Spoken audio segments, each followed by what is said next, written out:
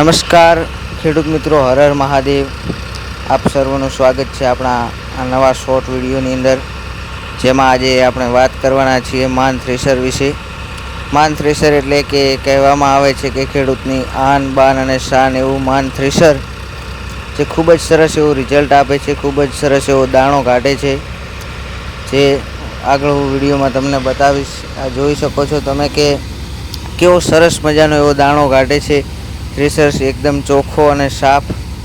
તો આ થ્રેશર જે માન થ્રેશર છે, જે આપણા ગુજરાતની સૌથી જૂનામાં જૂની કંપની છે, અને માન થ્રેશરનો કોન્ટેક જરૂરથી કરજો અને માન થ્રેશર એક વખત જરૂર લાવજો.